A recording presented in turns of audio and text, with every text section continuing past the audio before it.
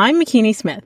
After going through a divorce, my sister passing away, experiencing narcissistic abuse, and some significant health scares, I realized through sharing my story that I wasn't alone in my suffering. Suffering, subjective distress generated by the experience of being out of balance. In a deep dive to holistically heal mind, body, and soul is where I discovered peace, clarity, and connection. It is impossible to be truly wise without some real life hardship, and we cannot develop post-traumatic wisdom without making it through, and most importantly, through it together. Social connection builds resilience, and resilience helps create post-traumatic wisdom, and that wisdom leads to hope. Hope for you and others witnessing and participating in your healing, and hope for your community. A healthy community is a healing community, and a healing community is full of hope because it has seen its own people weather, survive, and thrive.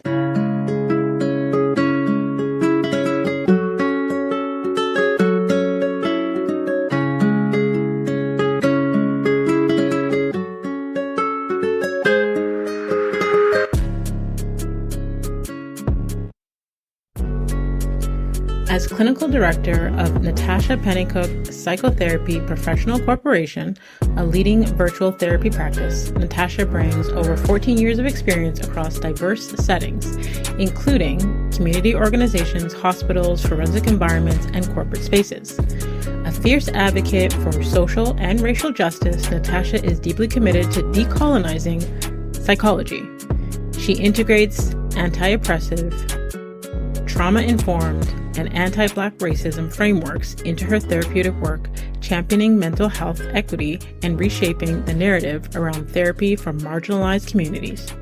A dynamic speaker and sought-after workshop facilitator, Natacha delivers compelling insights on workplace mental health, anxiety, racial trauma, women's empowerment, and emotional regulation. Whether on international stages or virtual platforms, her expertise and passionate delivery continue to inspire and empower individuals and organizations alike.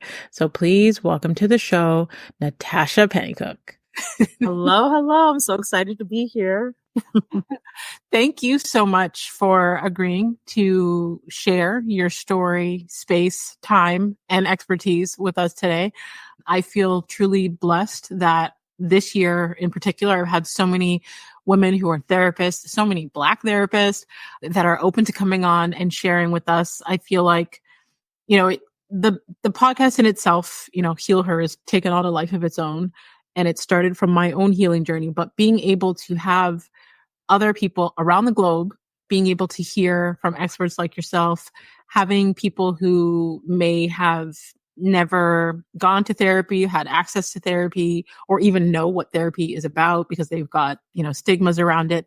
So hearing not only that you are real human people with human experiences, but the fact that, it's really conversations. So thank you. Yeah, you're welcome. And I love that you've had other therapists on, because I think there's a misconception about us therapists. If I can clarify that for you and for all the listeners. A lot of us who are therapists, we end up in the field because we have gone through a lot of hurt. We have big life experiences, and we have gotten to a place of, you know what, this feels better.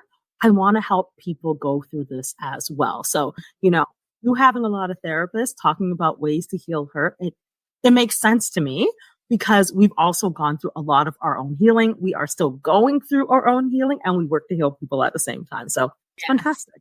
And I love that you wanted to highlight that, because I think there's a misconception with anyone who's an expert in their field where, people don't realize that coaches need coaches, mentors need mentors, therapists need therapists. Like, in order for us to do what we do, we also need support and guidance because we're human. Absolutely. Absolutely. And I want everyone to remember that. Exactly what you said. In order to do what we do, in order to be who we are, in order to walk this world healed, we have to have support. We live in a world that tells us that we're supposed to do it alone, that you should be able to figure it out. But really, we're not about that. We are really communal people. We want to connect with people. We want to socialize. We want to do our healing collectively. So I just love what you're doing here because you're giving people an opportunity to come in and have these conversations and hear from people who've gone through their stuff. Yeah. But are also going through their healing journey, right? So I love that. Thank you. Thank you. I think I learned a long time ago in, I guess, the beginning of my healing journey that, we're wired for connection. We need other people. A pillar of resilience is our communities, our support systems.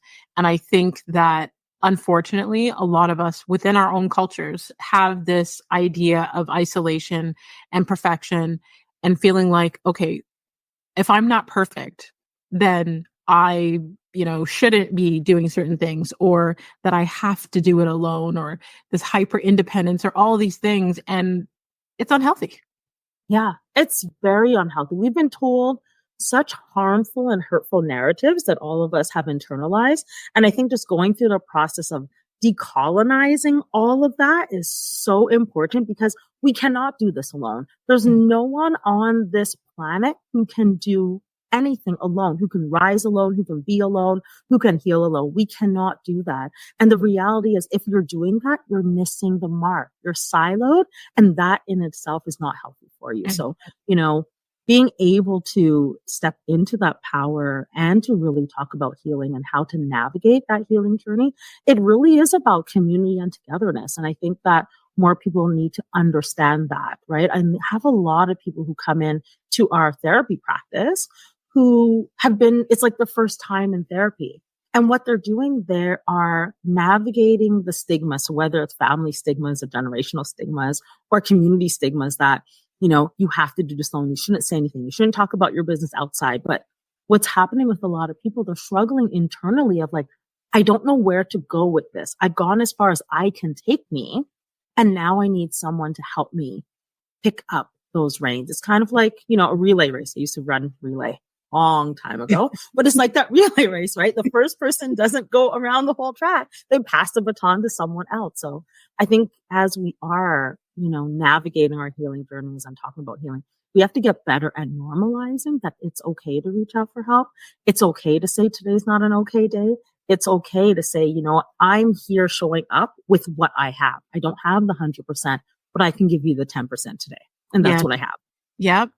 I think the pandemic allowed me, my word for the last how many years has been capacity, because I used to be a people pleaser. I'm a recovering people pleaser. And I used to say yes to everything. Family wise, business wise, I said yes till I was burnt out, overwhelmed, exhausted, and realizing, oh wait, okay, it's okay to say no. And then it's also, okay, I can say yes, but I can't give you 100%. So I have the capacity to do this much. I cannot fulfill your expectation of me doing the world for you right now, but here is what I can give you. Here is what the capacity that I do have, or, what I have the capacity for. Yeah. I feel like there's so much I want to unpack. I'm like, I didn't even start with my icebreaker question. I know. So go ahead. What is your icebreaker question? So I usually love to start at the very beginning before we get to where we are presently, because I feel like it makes up who we are. Our childhood experiences, our childhood wounds, childhood traumas, our childhood environments, all of those things make up who we are as people. So my question to you is, what were you like as a child, and what's your earliest childhood memory that defines who you are today? Ooh, okay. That's a good one. This is a good one. When I hear this question, I have to pause and think which Natacha gets to come up to tell this story, because I've had so many things happen in my childhood that defines me, the present me, the who I am today. I guess as a younger child, I was a child who I grew up in a household that was very abusive. So my father was a alcoholic, very functional alcoholic, and my mom very emotionally unavailable.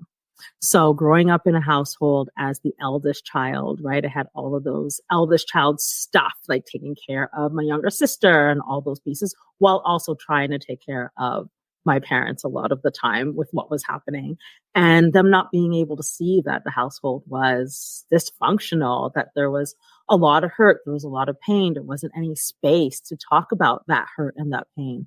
And the role that I took on a lot of times was the fixer, right? The fixer, as you talked about, recovering people pleaser. I put my hand up as well. Definitely. It was like trying to please everybody so I can find safety. Mm-hmm. So, recognizing that was such a pillar of my childhood, that absolutely shapes the who I am today, but also the lens from which I walk in and the work that I do. Right. So the me today talks about the power of my voice and being able to speak in that power and to use my voice. Because a lot of times the younger me felt stifled, like I wasn't allowed to speak, or the things that I wanted to speak wasn't going to be heard. The adults in my life not recognizing the hurt and pain that was being caused. And again, our parents, my parents, only can do as much as they knew what to do. But at the same time, I still deserve more, right? So it was a long process for me to even recognize that both of those truths are true and deserve space at the same time, that I deserve more and they gave me what they could.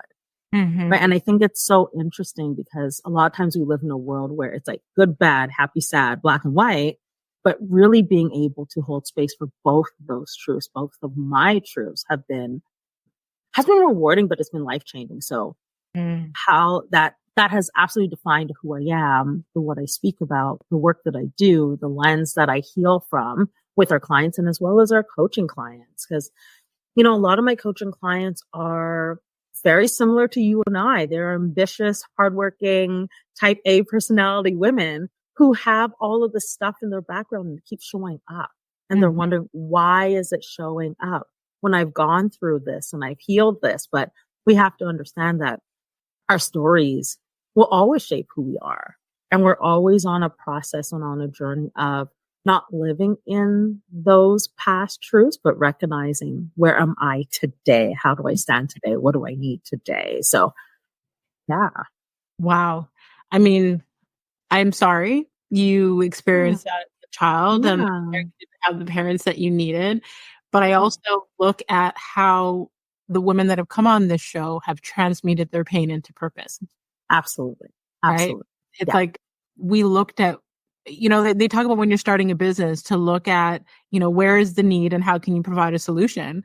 But it's like our purpose and what we've chosen to do with our lives and our legacy is, okay, well, we didn't have a need met here.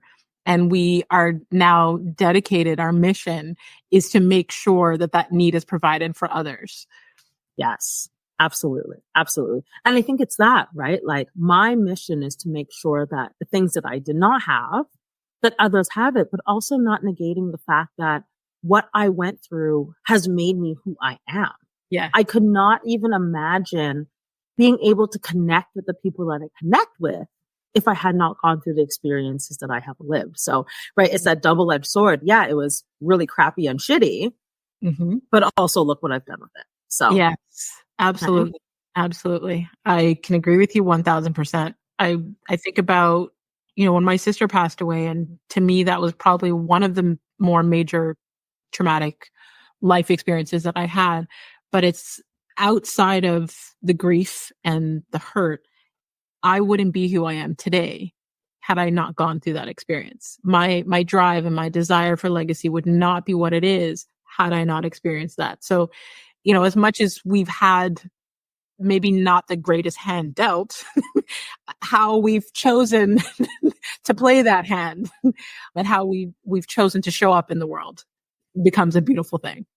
Absolutely. Absolutely. It is a beautiful thing. And, it just talks about the power of resilience. Like I see it behind you there, right? The power of resilience, but it also speaks about more. It speaks about like, yes, there are these traumas that we experience, but if we can use that trauma for beauty, then it gives us more purpose and we're able to, touch people with our purpose and with our power and with that strength, because part of resiliency is that strength, right? The strength to overcome, but also the strength to keep going. Absolutely. I had a therapist come on a few months ago, and she was talking about the difference between, healthy resilience and unhealthy resilience, right? And sometimes we feel like, yeah, I'm resilient, I'm strong, I get back up every time. But then some of us are just suppressing and not processing and not dealing until we realize, yeah, I need to work on my healing intentionally. And then, right? And we come to a place where we're able to work through those things. Yeah, absolutely. And it's so interesting, right? People don't even think that there are two sides of these words, right? Resiliency, it's a word that a lot of people are using nowadays, but not really able to understand it at its depth and at its core, that it is unhealthy resilience, where it's like, no, I can do this all on my own. I don't need anybody. I'm pushing people away, and then wondering why people are being pushed away, and all of those things have become self-fulfilling processes. But also then recognizing, like, okay, what is resilience? What is intentional resilience? How am I embodying that resilience to actually get me to where I want to be from a healed perspective? Because you can get anywhere you want to be. Okay, just pinning that out there. Anyone can get anywhere they want to be. But how are you getting there? Yes. Right? Are you getting there by pushing people over, by isolating yourself, and all of the hurtful and harmful things?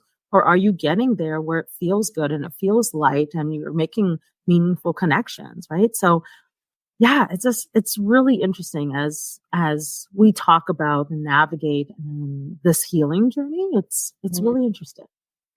So I would love to know, because I know that, well, there's so many dynamics to your childhood that have affected you going in a different direction. So from having father who was an alcoholic, mother who is emotionally unavailable, and then being the eldest child, which puts you as the second, parent in charge.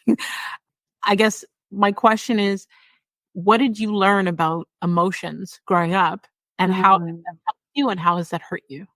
Oh yeah, that's a good one. So, okay, my 18-year-old self. Okay, at 18, my aunt passed away. I'm sorry to hear that. It was 2020. No, not 2020. 2000. So interesting enough, my aunt passed away at the age that I am now. Right? And her passing really changed and shaped another change and shape of who I am. And the reason why I bring this up is because for her passing and for her funeral, I didn't get to go. Well, everyone else in the family did, cousins, my sister, everyone else got to go, but I couldn't because I had an exam that day. And I was told I had to do the exam. School comes first and all of those things, right? So, that experience ironically taught me that I wasn't allowed to have the emotions. I wasn't allowed to be sad. I wasn't allowed to grieve with everybody. So that was a really isolating moment. But ironically enough, the exam that I went to that I failed horribly, because I literally sat and cried the whole exam. That exam was a physics exam, and I was doing the exam so I could be a marine biologist, so I can go into biology. So didn't pass the exam. My physics teacher called me after, said I didn't pass it. I remember bawling my eyes and I'm like, what am I going to do with my life? And I'm like, okay, plan B, psychology. Right? And I laugh now because that totally changed the trajectory of my life. So, not being able to be a part of, not being able to feel, not being able to express my grief, my bereavement, and my sadness led me literally to doing the work that I do now.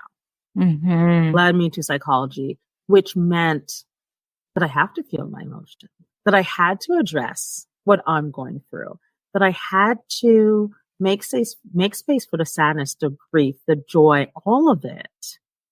Right? I had to make space for all of this so I could work on me, but really so I can help people around me. Yeah. Right? So interesting enough that, this experience absolutely shaped how I do show up. Absolutely. I feel like sometimes what we want to do in life, when it doesn't align with who we're supposed to be, there's a shift that happens, whatever you believe in, God, the universe, whatever you believe in. And I feel like if we are humble enough to look at the experience as a learning experience or as, an opportunity or any of those things, then we can see the greatness that comes from it. But I know people personally that don't view life that way. And it's anger and resentment towards those things when they're not doing the work. So I guess knowing that not only from your own experiences, but I guess you now as a therapist having to process your feelings in order to even have empathy and compassion for your clients. Like, what advice would you give to a woman that is listening right now that is at the beginning of her healing journey? The beginning is a hard place, right? Yes, ma'am. Yes. The beginning is a really hard place because the beginning is all of that doubt of thinking not enough, that I should be able to, and the shoulda, coulda, wouldas all come up at the beginning. You start questioning, am I enough? Why am I doing this? And all of those pieces. I think trust the process of the beginning, because yes, the beginning is hard, but it's recognizing that you can do hard things, right? That's the self-efficacy. People talk about self-confidence and self-esteem a lot, but no one talks about self-efficacy enough. It's the ability to do hard things, knowing you've done hard things before, that you could do hard things again. So trust the process of the beginning of this healing journey, of this therapy journey, that it is hard, but it's going to open up spaces and ways and avenues that you've always wanted, but did not know how to gain access to. See, I strongly believe that all change, and I don't know where I got this from, I've been saying it for years, but all change is hard at first, messy in the middle, and beautiful in the end. I've been saying that for so long. I'm like, did I read that somewhere? I don't remember.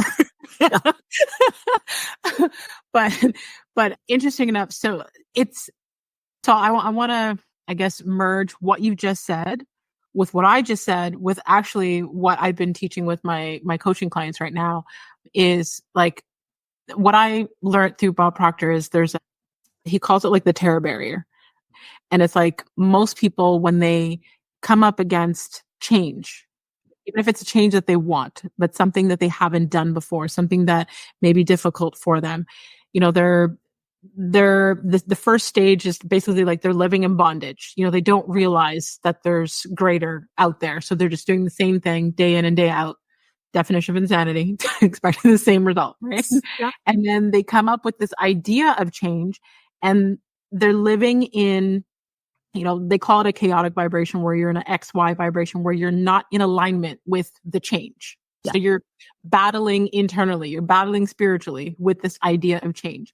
And most people will hit that terror barrier, that wall, and go back to what they know because it's easier. It's comfort. Yes. It's familiar. So whether it be the abusive relationship or the job that they hate or any of those things. And then there's a smaller percentage of people that once they actually understand that if you push through that terror barrier, the other side, we're understanding, that's where the rewards are. Because when you push through, it's not that the uncomfortability or the fear will never exist again, but you realize there's greater on the other side of pushing through that fear, that discomfort, and the ease and the fulfillment, all the beautiful things that are on the other side. And it's like that saying, feel the fear and do it anyway. Yeah. But if we don't understand that, then living in this space of ignorance where it's like, that's too hard. No, thank you. Yes, exactly.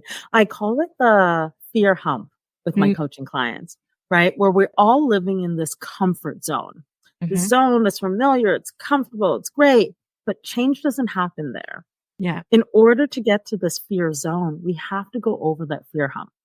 And exactly as you said, the fear hump is like hitting this big wall, this big mountain where it's like, oh no, this is too hard. I can't go up this. I can't go under this. I can't go around. I'm just going to go back to what's comfortable, what's familiar, what feels good enough, even though I don't like it, but I know what I'm going to get. I know the outcome. Right? A lot of us as people, we struggle going over that fear hump because it is hard, because it takes some work, it takes a challenge, but it's the feel the fear, do it anyways. And you're going to like what you get on the other side once you stick with it. Yes, absolutely. I would love if you could talk about how that fear hump connects with imposter syndrome. Because obviously, we as people attract like-minded people. And if you and I are like you said, A-type personalities, we like to achieve, we're surrounded by people that do the same thing. But then also within that, there are lots of conversations, some in private, some publicly, about imposter syndrome. So I would love if you could speak to that for the listeners. Yeah, absolutely. Absolutely. So imposter syndrome, it's this fear of not feeling enough, but it's the fear of feeling like someone's going to find out that you're a fraud, that you actually don't belong here, that you're just pretending to be in this space. So there's a lot of people who fear that, but also who feel it. And it comes with, I speak about imposter syndrome from a racial trauma aspect. And I think that a lot of times as Black and racialized individuals, we don't see ourselves represented in a lot of higher up spaces. So what happens when we don't see ourselves represented, we can never imagine ourselves there because we don't see our image reflected back to us. So then when, we have this drive to be in the space, we're not seeing ourselves reflected there, then it feels like I don't belong here. I'm an imposter here. I'm a fraud here, and someone is going to find that out. And when individuals hold on to these negative beliefs about self, what happens, that denigrates who that person is, right? It's just like catch-22. I want to be here, but I don't see myself here, but I still want to be here, but I don't feel that I'm supposed to be here. Now I actually don't feel internally that I'm supposed to be here.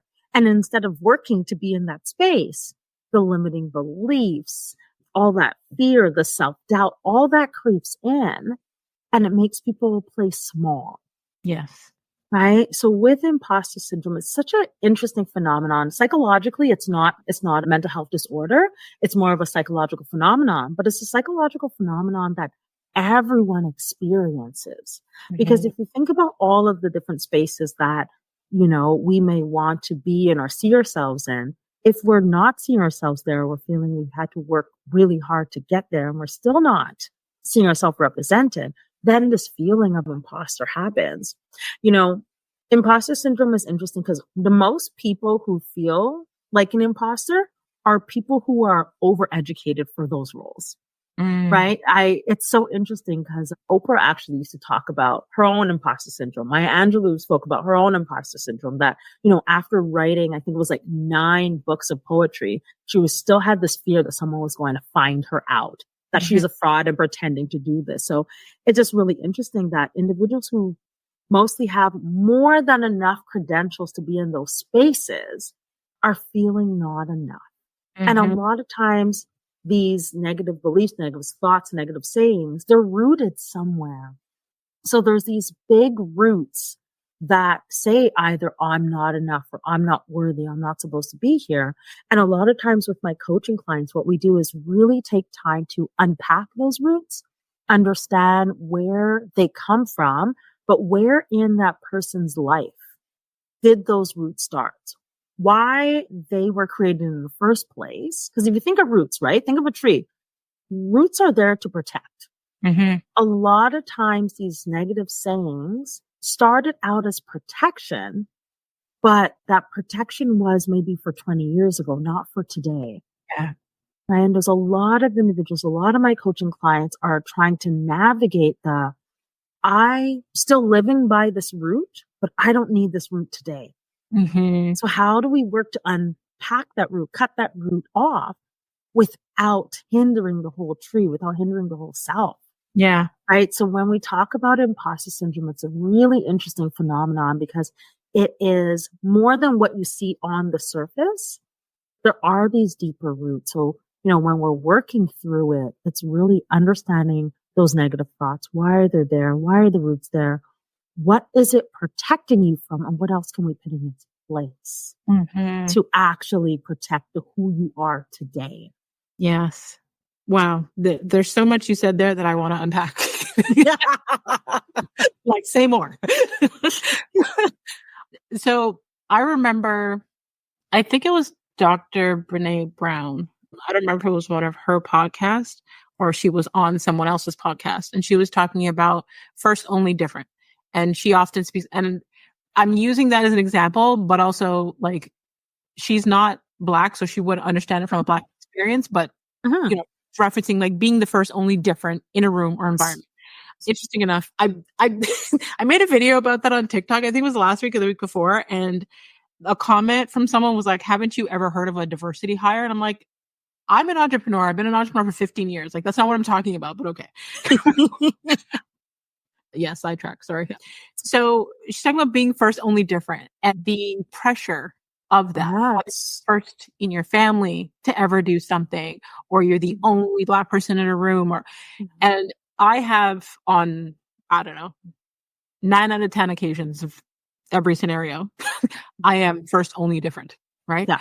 So I know that it comes with a lot of pressures and a lot of, especially if you're working on past wounds, there's a lot of things, yes, a lot of hooks and triggers that can cause.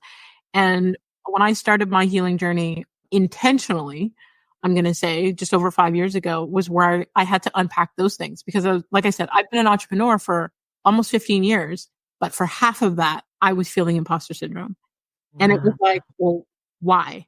And it started with realizing, like, I guess the scenarios that were closer to that time and working my way back, where it was like, I was in a very unhealthy relationship. I didn't realize it was unhealthy at the time, but the things that person was saying to make me feel like I wasn't good enough as a person. I wasn't good enough as a mother. I wasn't good enough as a coach. I wasn't good enough as a girlfriend. So all of those thoughts and beliefs were like, well, no one's going to want to work with me. I'm not a good coach. I'm not this, I'm not that. And then going back even further, doing the work and realizing even being in that relationship stemmed from the familiarity of the feeling of my mom, who was emotionally unavailable and critical. So it's like my childhood of feeling a certain way.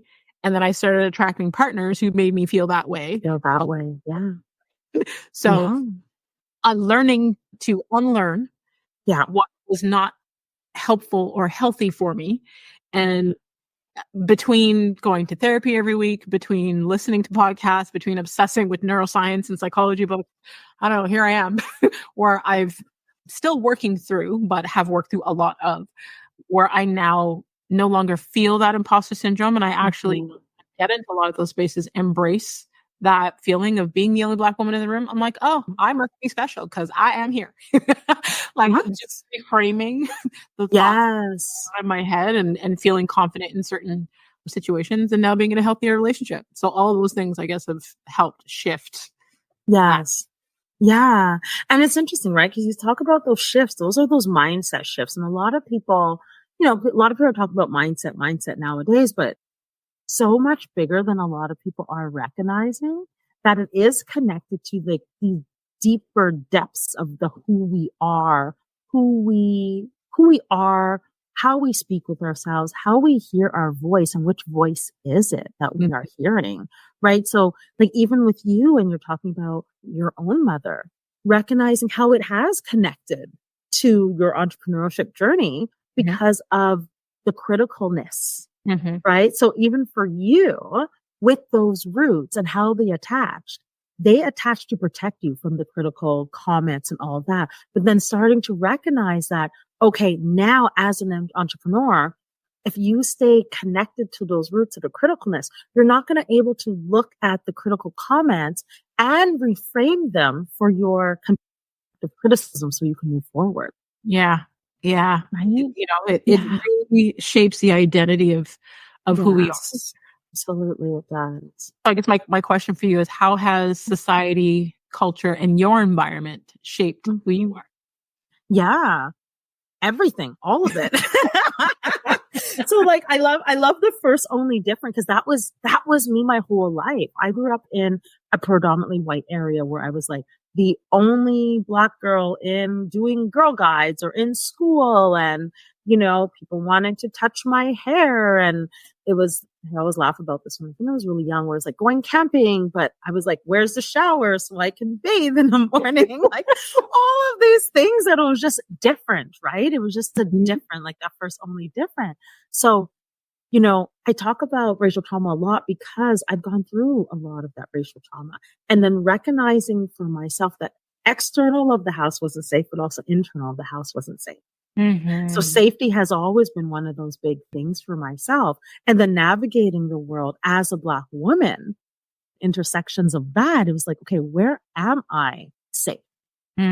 So, a lot of the work that I do with my therapy clients and coaching clients, it's making that space for safety, because safety is such a vital piece of who we are, right? Safety is such a vital piece of who we are, how we navigate the world. It's not only the physical safety, but the emotional safety, the psychological safety. So seeing as we were talking about identity and how our childhood has shaped us, and I know that, we're all born into different environments, different parents, all those things, but what did your parents tell you was most important growing up? And then I guess, did it match what mattered most to you?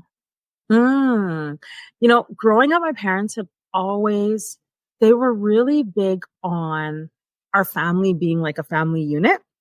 And, my dad used to say things like, it's you and your sister, you have to stay close, and all of those things, which it's so ironic. My parents are divorced and they've been divorced for years. So it's just interesting, right? Like, and even after the divorce, where during, I guess you would call it like during custody and all of those things where my dad wasn't there, didn't really show up, wasn't really. So this is the things that were said, but in the actions, they were not there. Right. So like, even as you ask that question, that's what stands out to me. But it's like, oh, you know what? I'm just kind of realizing that this is what was said, but the actions were not there. So there was no follow through on what was said. So very interesting for me now. It's really important that I have really great relationships, but also understanding that they may be few and far between, because recognizing how some people cannot action them. And that's big. It's huge. Yeah. Wow. Now I'm like, my brain is like, okay, what part of that do I want to unpack? Yeah. Well, that's it. There's a lot of stuff there. Even myself, as I share them, like, oh yeah, there's a lot of stuff there. Right. And like how to maintain relationships and how to formulate relationships. And a lot of times the relationships that I saw or that I was in or a part of when I was younger, I was in charge of fixing those relationships. So part of me, I shared earlier how like going into psychology was my plan B. It was my plan B from my perspective, but it fits so well as my plan only. Yeah. Right. It fits so well being like the helper type of individual. So even now, the work that I do for myself, so how I show up in my business and, being an entrepreneur now and owning a clinic and having other practitioners and having a coaching arm of my business, is really making sure that how I show up, and I'm constantly wearing that CEO hat, because the CEO hat is grounded in today, not in the younger Natacha having to fix everyone and make sure everyone was okay. Because I don't want to work harder than my team for the roles. I don't want to take on the responsibilities that I have given them, feeling as if they cannot do those responsibilities. Right? I try to live my life by the 4 Ds. So it's like do, delegate, delete, and defer. Right? As the CEO and the CEO hat that I wear, I try to live by these 4 Ds. It is so hard. It's so hard, especially the delegating. That is the part that I'm always asking myself or reflecting on. Like, did I delegate today? Did I allow my team to take the responsibility of their role? And I know a lot of people, I'm sitting here laughing about doing that, but my reflection and the reflection I do and the self-awareness I have is really high, is very elevated, but I actually do take that responsibility really seriously. because I want to build a team, and I am building a team that feels comfortable in what they're doing, that they can be trusted in what they do and how they do it. But I'm continuously unpacking my own childhood stuff and my own childhood traumas as I'm navigating my present life. Yeah. That's listen, I don't know. I feel like maybe my plan B should have been to get into therapy because of my obsession with how like the mind works and how people work. It's like so I believe that some things are taught and some things are caught, right? When it comes to children and parenting. Yeah. And I know that there's been a lot that our parents may have tried to teach us where it was like, but you're not doing that. And then you hear the, never mind, do as I say, not as I do. Yes. But then there's behaviors and habits and things that we can look at to say, oh, wait, I got that from my dad, or I got that from my mom, or, what have you, based on their habits. So having seen that someone may not necessarily match their actions to their words as a child and having that as a wound, and then now being an adult who, as a CEO, you're managing people, right? Yes. So I feel like it would be an automatic challenge not to micromanage. Yeah. Yeah. So interesting enough, because I have the psychology degrees, I'm aware if I'm micromanaging, and I think it shows up for me a little bit different. Maybe not the micromanaging, but maybe it's I expect you to do your role as it is outlined. And I expect that is going to get done. But I'm also very mindful of, okay, what is it that my team needs to do their role well and to thrive in their role? Right? So there's these like two interplays that are facing, right? There's the Natacha, the younger self, the stuff that comes up, and the Natacha who has the psychology degrees and who has done this work and where's the CEO hat. It's like, okay, what do you need to thrive in your role? And after I've done all that I can to make sure you have what you need to be able to thrive in your role, and you're not doing the pieces to thrive in a role, then is it, what else is happening there? What else is going on there? Right. So because, being able to do that. And it's been really interesting navigating being a clinic owner and doing all these things. It is the ways in which that I show up. I've had to learn and relearn, how do I show up to be in charge, but to action what I do and what I say, right? As I shared, there was the growing up, there was like, this is what the expectations are of the household, but it was never action. I'm continuously recognizing like, okay, how am I actioning that? Is what I'm saying matching what I'm actioning? Yeah. And I think that's such an interesting space. It's been an interesting space for me, especially this year for 2024, because my team has expanded. This is the biggest my team has ever been. Yeah, this is the biggest my team has ever been. And it's also recognizing, okay, now there's more people and there's more dynamics and there's more people to do things, but also more personalities. Yeah. Right. So how am I looking at all that? How does it fit? How is it this big giant puzzle that fits while it's still working? Like this engine is still working to meet the goals. Right. So it's really fascinating how my entrepreneur journey, that there's been pieces and parcels from my childhood that show up, but then it's recognizing, okay, there were unhealthy things there. I get to choose how I create this in a healthy way now. Yes, absolutely. I almost want to say abso-freaking-lutely. Yes. Yeah. Because I feel like that choice piece where we're all adults now. And yes, we may have experienced unhealthy things in our childhood or traumatic things in our childhood, but we now have a choice to either live with things as they were and to continue to bring that past into the present, or we have the choice to intentionally do something about it and to heal and to make different choices so that we can impact future generations. Yes, absolutely. And I think that's the big thing, right? That's one of those interplay where I speak with my therapy clients and also coaching clients around, you have choice now. Mm-hmm. It's huge. That piece around choice. There's so many people who had no choice or who have felt they have had no choice. Just the power in letting someone know that you have choice and your voice has power. It's so shocking to a lot of people. And it brings up emotions, like a flood of emotions that come up for so many people, because a lot of us have lived with no choice. And now it's like the first time that I have choice. Mm-hmm. And no one's giving me that choice. I am living in the choice. And I'm like, what do I do? Yeah. Right? Yeah. I feel like there's a whole topic that I could go down with that, but yes. Yes. in the interest of time. Well, we'll have to do a part 2 on that, because my brain is like, wow, there's so much we could talk about there. But I would love if you could share with the listeners where they could stay connected with you, where they can learn more from you and about you before we go to the final segment.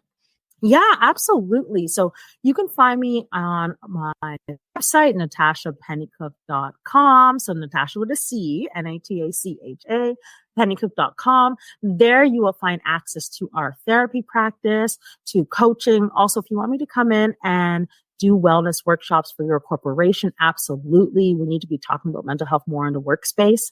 On social media, you'll find me everywhere at Natacha Pennycooke. On Instagram, NatachaPennycooke.therapy. On LinkedIn, Natacha Pennycooke. So anywhere you put in Natasha, as long as it has a C and put Pennycooke, you will find me. Love it. So I will definitely have all of the direct links so they can click and connect with you directly. It'll be in the details section, so they don't have to search too far. Okay. Sounds good. And I will say this, for coaching, for the rest of this year, 2024, I'm taking only 3 more clients for this year. So if you are recognizing that, there's some stuff and blocks that you want to work on, definitely reach out. I'm only taking 3 more for this year. Okay. So I will have all of those links in the details section. And I actually, well, my brain just went left for a second. Yeah.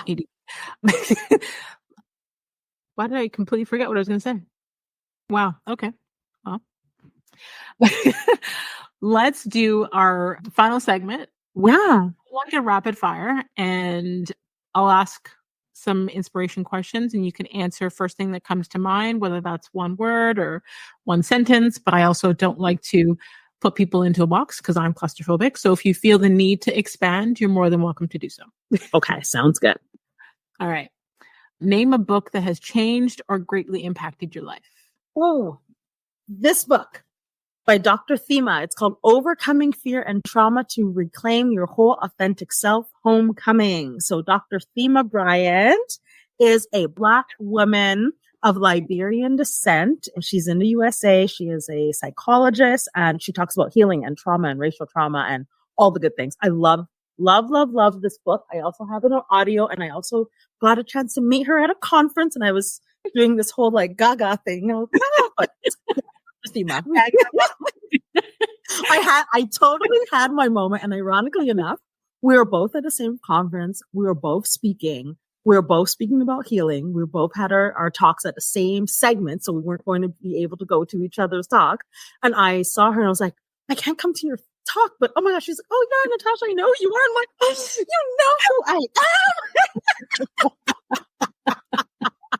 So we had a full on like moment. Love it. Yes. I love it. I'll be adding that to my reading collection. Thank you. Yes. Okay. Describe yourself in one word. Oh, wow. My grad school friends used to call me effervescent. So effervescent, like I was like fizzy pop. Yeah, bubbly and all of that. So effervescent. Love it. I love it. Okay. What's something that you've learned in the last 12 months? Ooh. It's okay to pause. Love it. It's okay to pause. Yeah. Because pause will mean that you come back stronger. Absolutely. I want to unpack that, but there's so much I can do. Okay. When was the last time you cried? Oh gosh. So it's coming out actually in a month. I wrote a chapter for a book. And it's all about, thank you. And it's all about reclaiming your power and your purpose. And actually just last night, I proofread it and made the final edits.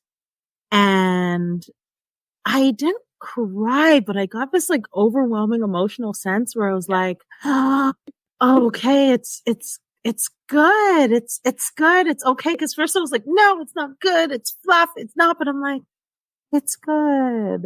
I love that. Yeah. I love that. Yeah. Okay.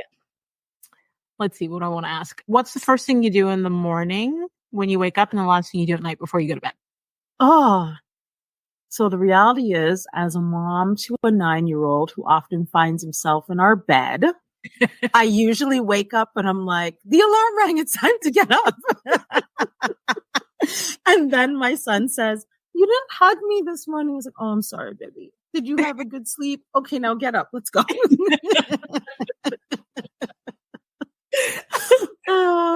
And the last thing before I go to bed, I like once everyone is in bed, I'm sitting on a sofa with my cup of tea, and sometimes I'm reflecting on the day and just thankful for the day. And sometimes it's like, sometimes I absolutely just need to zone out because of the day. But yeah, I usually end my day with a big cup of tea in reflection or zoning out. Okay. And last but not least, what do you wish women would do more of? Oh, live in our power, live in our purpose, use our voice. We live in a world that stifles. Mm-hmm. We live in a world that stifles. And a lot of the times we give in to the capitalism, the colonialism, what the world has told us that we are supposed to be. Mm-hmm. So I want women to know that we don't have to be any of that. We don't have to be any of that. Be who the hell you want to be, and don't let society and the world stifle you. So freaking Lulu.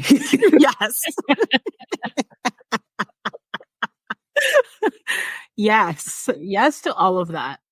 I want to end on that note because I think it's important even as we are all on our healing journey. We're individual people. We are all created different. We all have our own processes. We all have our own, desires, beliefs, morals, what have you, that make us who we are. We are unique. And if we were supposed to all be the same, we would all be the same.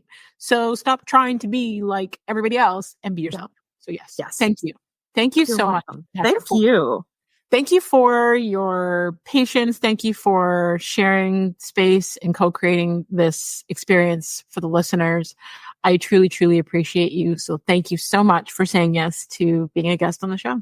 No, thank you for having me. I know it's been a long time coming and, nothing before it's time. Honestly, nothing before it's time. So thank you for the space. Thank you, everyone who's been listening to this conversation, and I wish you well. Thank you. Thank you. Thank you. And to all you healers out there, until next time, subscribe on all platforms. Don't forget to rate the show and leave us a review on Apple Podcast.